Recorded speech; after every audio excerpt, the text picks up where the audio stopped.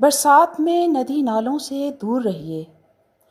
بارش کا موسم تھا، آسمان پر کالے بادل چھائے ہوئے تھے اور بوندا باندی کے بعد زوردار بارش شروع ہو گئی۔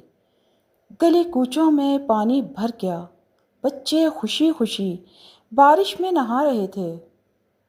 ننھی سارا اور اس کا بھائی بلال ندی کنارے کھیلنے نکلے۔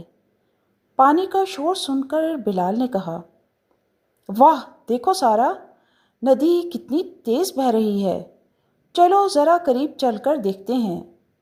سارا کو ڈر لگا۔ نہیں بلال، امی نے کہا ہے برسات میں ندی نالوں کے قریب نہیں جانا چاہیے۔ پانی دیکھنے میں اچھا تو لگتا ہے مگر یہ بہت خطرناک ہوتا ہے۔ لیکن بلال ضد کرنے لگا۔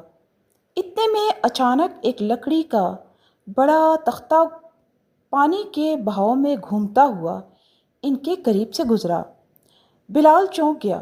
ارے یہ تو کتنا تیز بہہ رہا ہے، اگر میں ذرا سا آگے جاتا تو پانی مجھے بھی بہا لے جاتا۔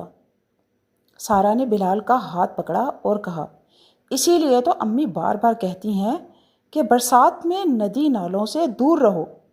پانی کے ساتھ مٹی، پتھر اور کچرا بھی بہتا ہے اور کبھی کبھی کیڑے مکوڑے اور سانپ بھی ہوتے ہیں اس میں، اور زمین کھسکنے بھی لگتی ہے۔ یہ کھیلنے کی جگہ نہیں ہوتی۔ بلال کو اپنی غلطی سمجھ میں آ گئی۔ وہ فوراً سارا کے ساتھ واپس گھر کی جانب بھاگا۔ دونوں نے جا کر امی کو سارا واقعہ سنایا۔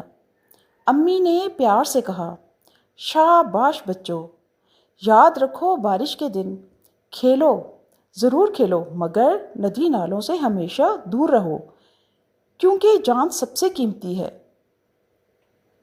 اس دن کے بعد بلال اور سارا نے فیصلہ کیا کہ بارش میں صرف صحن یا گلی میں کھیلیں گے مگر کبھی ندی نالوں کے قریب نہیں جائیں گے۔ دوستو، آپ نے بھی برسات کے موسم کا یہ بہترین پیغام سنا اور سمجھا ہوگا اور یقیناً آپ اس پر عمل بھی کریں گے۔ شکریہ۔